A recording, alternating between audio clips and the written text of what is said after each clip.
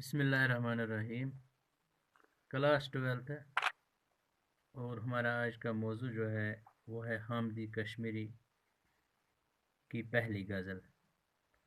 اس سے پہلے ہم نے حامدی کشمیری کے حالات زندگی اور ادبی خدمات پر روشنی ڈالی۔ تو حبیب اللہ حامدی کشمیری کی یہ پہلی غزل آپ صفحہ نمبر 147 پر دیکھیں۔ پہلا شعر ہے: لبوں کو چھو لے ہوا کوئی بات ہو تو چلیں، حصار گرد میں راہ نجات ہو تو چلیں۔ شاعر حامدی کشمیری فرماتے ہیں کہ ہم حالات کے گرد و غبار کی چار دیواری میں پھنسے ہوئے ہیں۔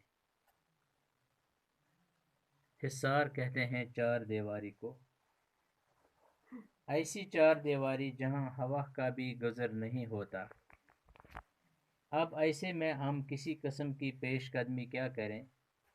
ہاں، اگر چار دیواری سے نکلنے کا کوئی راستہ نظر آئے تو ضرور ہم پیش قدمی کریں گے، یعنی آگے چلیں گے، ورنہ موجودہ ماحول میں چلنا تو ممکن نہیں ہے۔ حامدی صاحب فرماتے ہیں کہ ہم گرد و غبار کے اس چار دیواری میں پوری طرح پھنسے ہوئے ہیں جہاں ہوا کا نام و نشان نہیں۔ اب اگر کہیں سے ہوا کا گزر نظر آئے تو اس سے راہ نجات سمجھ کر ہم آگے چل سکتے ہیں۔ دوسرا شعر ہے: لبوں کے سائے میں جلتے ہیں دشت کرب و بلا، کسی کی آنکھ میں عکس فرات ہو تو چلیں۔ فرماتے ہیں کہ صورتحال تو یہ ہے کہ ہم ہونٹوں تلے کربلا کا صحرا جل رہا ہے،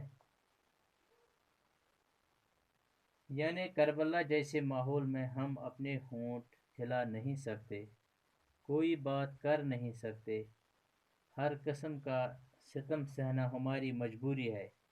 اب اگر کسی کی آنکھ میں دریائے فرات کا لفظ ہے تو یہ دریا کی مثال ہے۔ اب اگر کسی کی آنکھ میں دریائے فرات کا عکس دیکھیں تو شاید قدم بڑھانے کی امید بن جائے۔ حامدی صاحب فرماتے ہیں کہ ہمارے ہونٹوں تلے کربلا کا تپتا ریگستان دہکتا ہے اور پیاس کے مارے برا حال ہوا جا رہا ہے۔ اب اگر اس حالت میں کسی جگہ سے پانی ملنے کی امید نظر آتی ہے تو ہمارے قدم آگے بڑھنے کے لیے اٹھ سکتے ہیں۔ تیسرا شعر ہے: سروں پہ جلتے ہیں دشت آفتاب زیر قدم، کچھ اپنے ہوش میں آ جائیں رات ہو تو چلیں۔ حامدی صاحب کربلا میں شدت گرمی کا حال بیان کرتے ہوئے کہتے ہیں کہ گرمی اس قدر ہے گویا سروں پر جلتے ہوئے ریگستان اور پیروں کے نیچے جھلسانے والا سورج ہو۔ ایسی سخت تمازت میں ایک قدم بھی چلا نہیں جاتا۔ اب رات ہونے دو، ہم اس صورتحال کے ہوتے ہوئے ہوش سنبھالیں گے، کچھ تو ٹھنڈی رات کی ہو جائے تو ہم سفر شروع کریں گے۔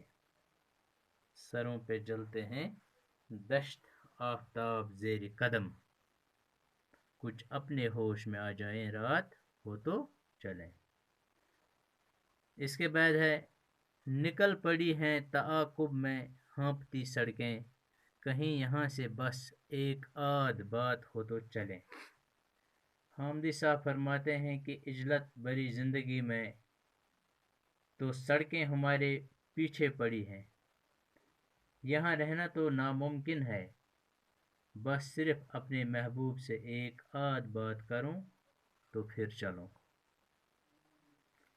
لاسٹ شعر: ہوا اڑتی ہے پل میں یہاں غبار وجود، کسی کے پائے سفر میں ثبات ہو تو چلیں۔